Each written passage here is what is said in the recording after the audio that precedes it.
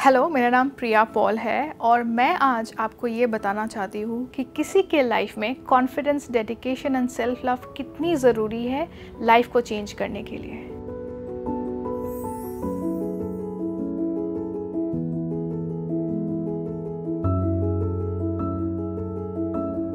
And the award goes to India.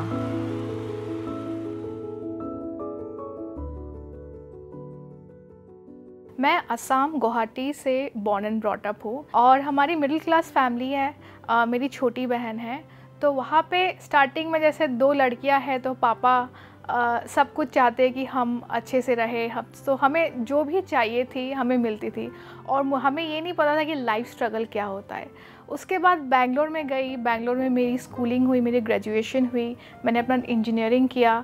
फिर थोड़ा सा स्ट्रगल करने के बाद मुझे जॉब मिला और हमेशा की तरह हमें हर लड़कियों की तरह मैं एक मूवी बफ थी, करण जौहर की मूवी देखती थी और हमेशा मुझे यही लगता था कि चलो मुझे मेरा सपनों का राजकुमार मिल जाएगा, उनके साथ मेरी शादी होगी। और जब मुझे मेरी पहली जॉब मिली, वहाँ पे मुझे मेरा लव ऑफ माय लाइफ, वो मेरा कलीग था, वो मिले। एंड देन हम लोग दूसरे रिलीजन, दूसरे कल्चर के थे एंड बट ईजीली हमारी शादी हो गई।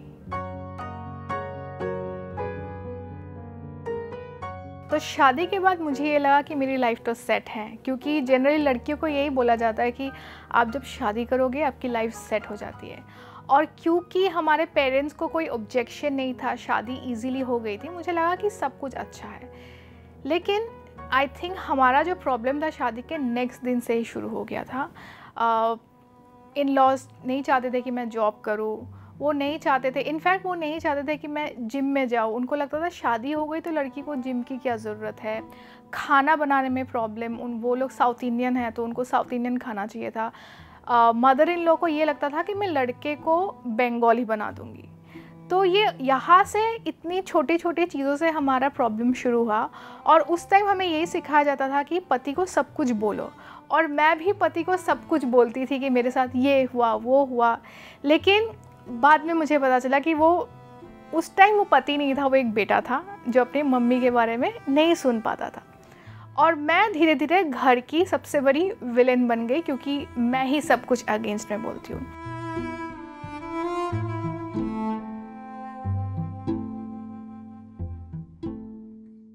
मेरी ऑफिस थी 30 किलोमीटर्स दूर। मैं अपने स्कूटी से जाती थी, 2.5 आवर ऑलमोस्ट ट्रैफिक टाइम में जर्नी।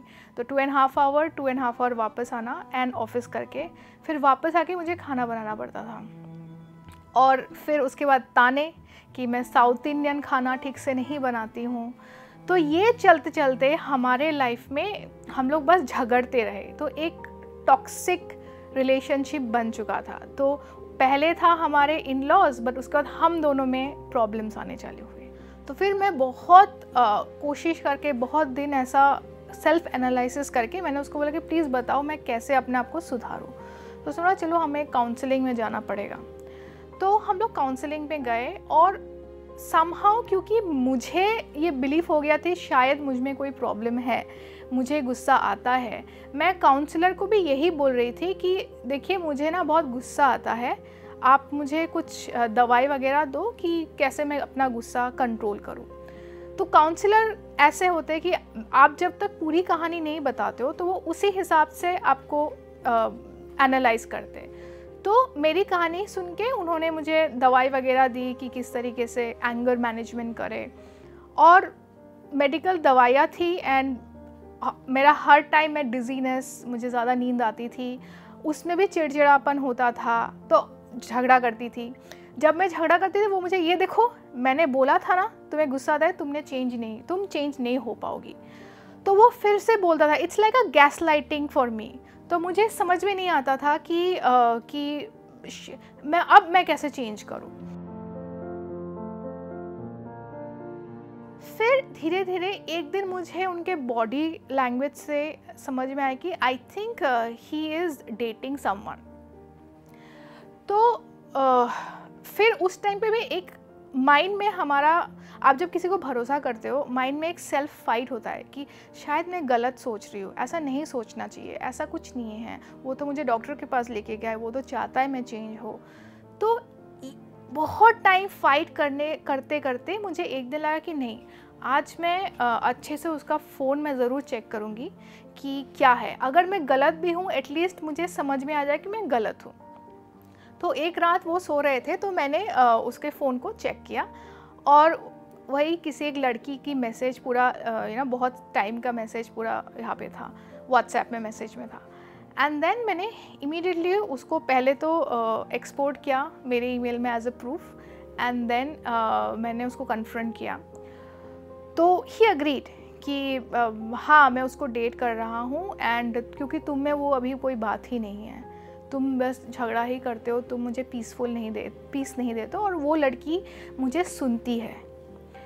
तो अगेन तो मैं उस टाइम बिल्कुल आउट ऑफ माइंड हो गई थी। हम लोग क्योंकि जॉइंट फैमिली में थे, तो मैं जब चिल्ला रही थी गुस्से से, मेरे इन लॉज वगैरह ऊपर आ गए थे, और मेरी मदर इन लॉ मुझे बोले क्या हुआ है, तो मैंने बोला कि ऐसा ऐसा है, ही इज़ डेटिंग समवन। तो सबसे पहले मेरी मदर इन लॉ ये बोलते कि लोग क्या कहेंगे, चुप चुप हो जा।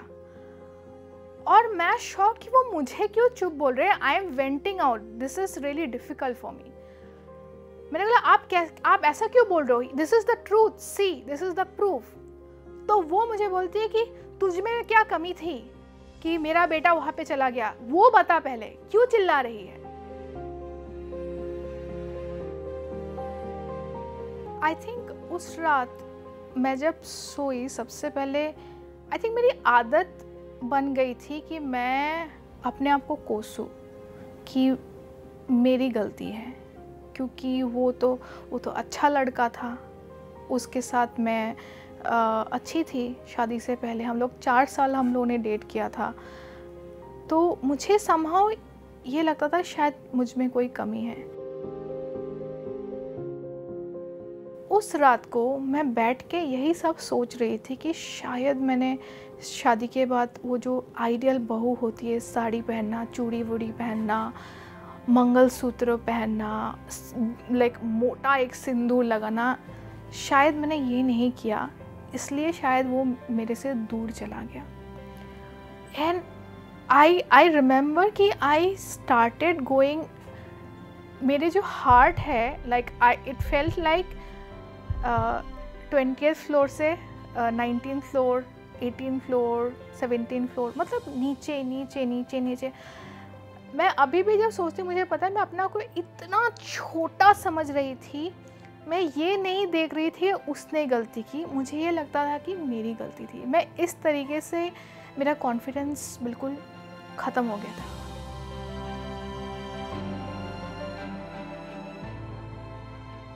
मैं जब नेक्स्ट दिन सुबह उठी, I actually can picturize myself as someone who is mentally ill, क्योंकि मैंने नेक्स्ट दिन सुबह मैं साड़ी पहना था, पूरा बैंगल पहन के।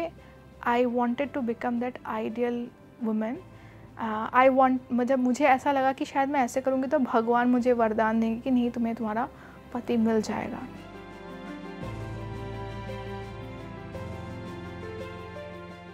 एक इंसिडेंट था, एक दिन था, मैंने उस टाइम अपना फिर से ऑफिस रिज़ाइन कर दिया था कि क्योंकि मेरी हालत ही नहीं थी। सो व्हाट हैपेंस इज़, आपका जब मेंटल हेल्थ इम्पैक्ट करता है, आप फिज़िकली कहीं चल नहीं पाते हो, किसी से बात नहीं कर पाते हो, कुछ नहीं कर पाते हो। तो मैं घर पे बैठी रहती थी, और एक दिन मैंने अपने आप को इतना जज किया, लाइक बिकॉज मुझे पता है मेरी गलती है। मैंने मेरे हस्बैंड का बेल्ट लिया और बेल्ट लेके मैंने अपने आप को मारा।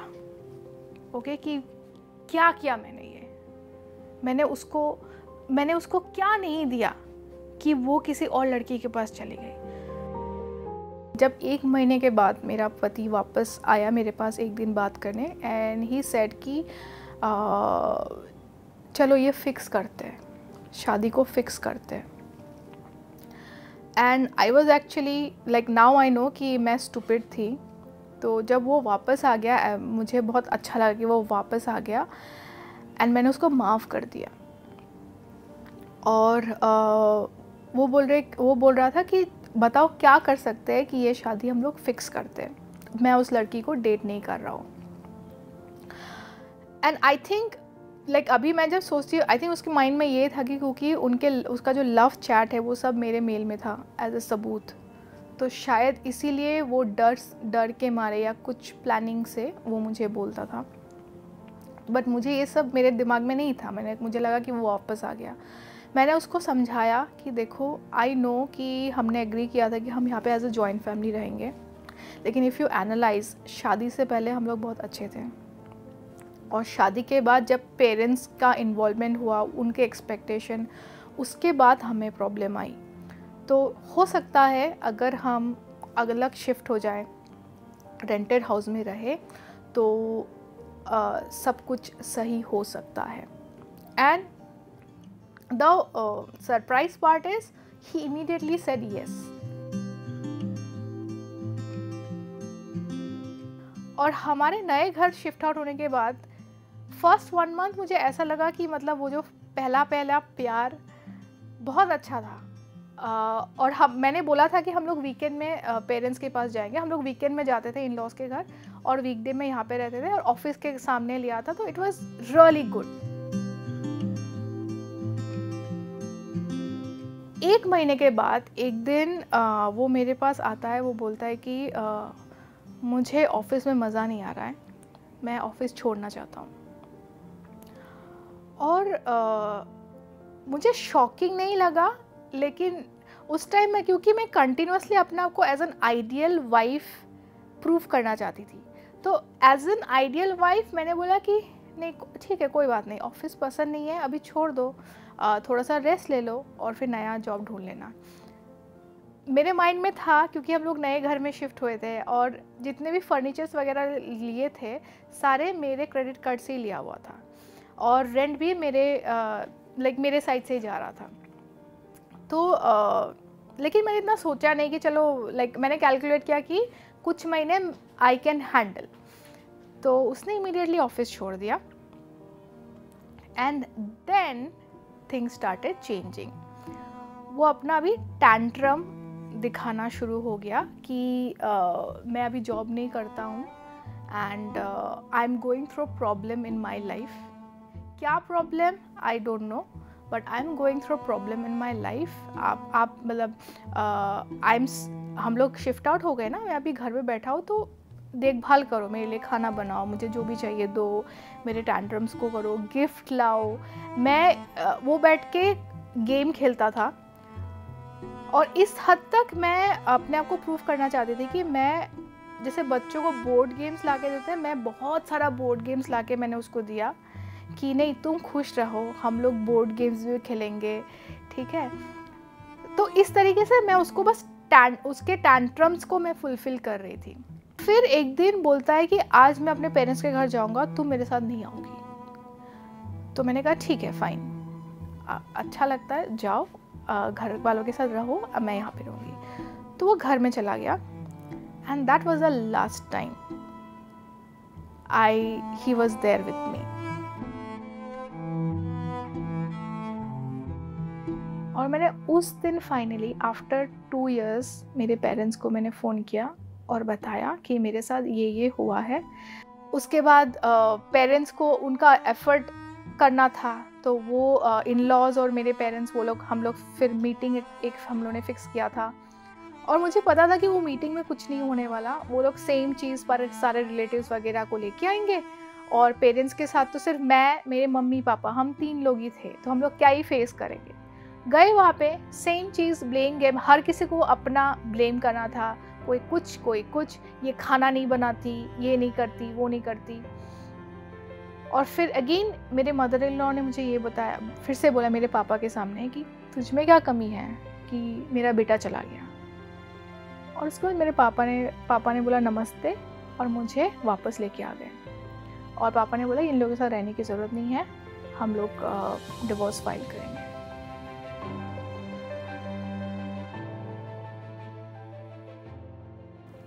एंड उसने ये बोला था, you are the worst soul in the world. And वो मेरा ब्रेकिंग पॉइंट था, सेकेंड ब्रेकिंग पॉइंट, कि I am the worst soul. ऐसा कैसे हो सकता है? मैं तो सब कुछ कर रही हूँ, जो हो रहा है, जैसा हालात हो रहे हैं उसको मैं फेस करूँ, एंड मैं बार बार बोल रही हूँ कि we should fix our relationship. How can I be a worst soul?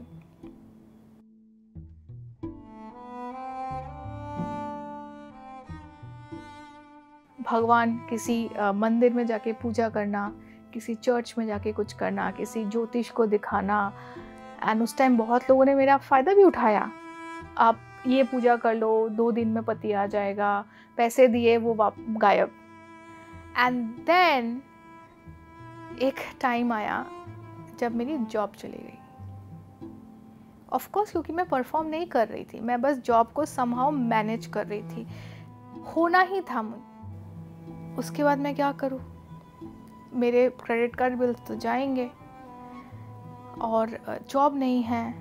अब तो मैं किसी मंदिर वगैरह में भी नहीं जा सकती क्योंकि मेरे को सेविंग करने हैं।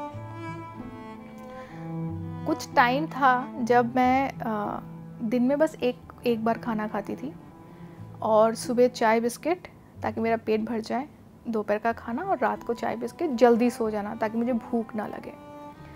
उसके बाद एक दिन ऐसा लगा कि अब तो कुछ नहीं हो सकता, मतलब गिव अप कर चुकी थी मैं। जॉब नहीं ढूंढ पाऊँगी, पति नहीं आएगा, और ऑलमोस्ट मैं ठीक से खाना भी नहीं खा पा रही हूँ। लाइक या तो मैं खुद को मार दूँ या तो मैं slowly I am going towards death. एक दिन मैंने एक नेटफ्लिक्स का एक चैनल, एक सीरीज़ आ रही थी, वैम्पायर डायरीज़। वैम्पायर डायरीज़ में एक कैरेक्टर है बानी का जो मैजिक क्रिएट करती है। मैंने देखा और आई फेल्ट कि अब लाइक मुझे कोई अगर मरने से बचा सकता है, that will be a magic. And that was the turning point where I just took a reverse turn. मैंने धीरे धीरे गूगल किया कि how to do magic, how to find magic. Right, मुझे कुछ समझाना तो पड़ेगा कि मैं कैसे मैजिक करूँ अपने लाइफ में।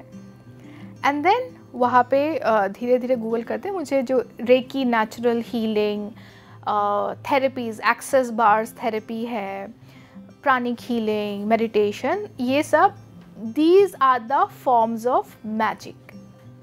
Then मैंने कोर्स किया एंड फर्स्ट टाइम कोर्स करके मुझे बहुत अच्छा लगा। Like they literally made me feel that you are the gift in this universe. और मेरी लाइफ में सबसे पहला मैजिक हुआ विदिन 14 डेज। मैंने बस एक दिन में मैंने रेज्यूमे प्रिपेयर किया, इंटरव्यू दिया, within 14 days I got my first job.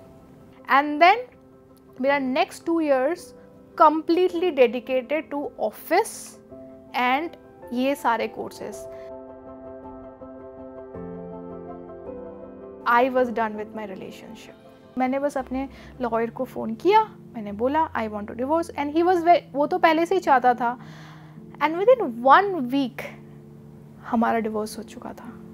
उस दिन मेरे फ्रेंड्स आए, केक लेके आए, and I celebrated my divorce. And मैं धीरे धीरे आई स्टार्टेड इटरेटिंग बैक कि मुझे क्या क्या पसंद था लाइफ में बहुत पहले। एंड मैंने लिखना शुरू किया था, मुझे अपनी कंपनी स्टार्ट करनी है, मुझे अपनी ये करना है, वो करना। And beauty pageant was one of the thing.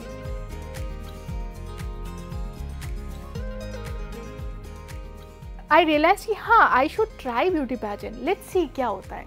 And then मैंने थोड़ा रिसर्च किया and I got this pageant which is called MS world. MS मतलब you don't have any relationship status, you are just a woman. मैंने diet follow किया, मैंने gym किया और अपने मेंटल हेल्थ में काम किया, तो सब किया। And then I got MS India का टाइटल।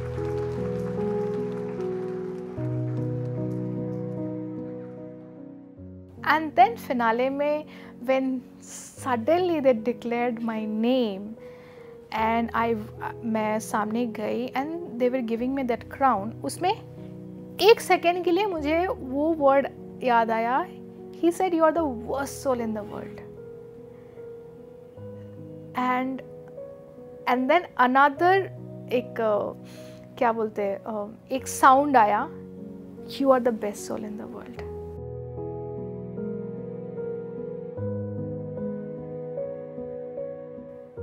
एंड मैंने खुद आई सेलिब्रेटेड मी कि नहीं, देर इज़ सम फोर्स जो मुझे ये क्राउन पहना के बोल रही है कि no, you have done a really good job, you are a good human, आपने किया, आपको जो जितना आपको करना था आपने किया, and now it's time for you to live this. And मैंने सक्सेसफुली वो क्राउन लेके एंड आई सेलिब्रेटेड मी. तो एक लड़की जो बबली थी, पापा की प्यारी बच्ची थी, करण जौहर मूवी देखती थी, जिसको लव मतलब होता था कि चलो प्रिंस चार्मिंग वो आएगा, उसके साथ शादी होगी एंड देन बच्चे होंगे and that's what it is a happy life. वहाँ से शुरुआत करके and then there is a breakthrough कि नहीं, हैप्पी लाइफ ऐसा नहीं, हर किसी के साथ ये हैप्पी लाइफ नहीं होता. Who has gone through this breakup, जहाँ पे she faced a betrayal, and betrayal बस एक लेवल पे नहीं, बहुत लेवल पे गैसलाइट किया गया, ब्लेम गेम किया गया, जिसको वो लगता था कि वो गलत है और उसी की वजह से सब कुछ गलत है. और वो चाहती थी कि बस उसके पति वापस आ जाए तब उसकी लाइफ सेट हो जाएगी. वहाँ से शुरुआत करके जब when she realized कि नहीं, मैजिक से चीज़ें चेंज हो सकती है, और when she started working on magic and she realized कि नहीं, मैजिक से पति तो वापस नहीं आ सकता, but you can change your life to the greater and which you do not even know how greater it could be. With that realization, again beauty pageant जीतना, एक crown पहनना, and then I am still continuing my life to greater. मैं अभी भी with my office मुझे जो अच्छा लगता है मैं वो करती हूँ, नई चीज़ ट्राई करती हूँ. So with all of this I can only say this, that all of you are the magic, and if you really want to change the world, you can change by only changing yourself.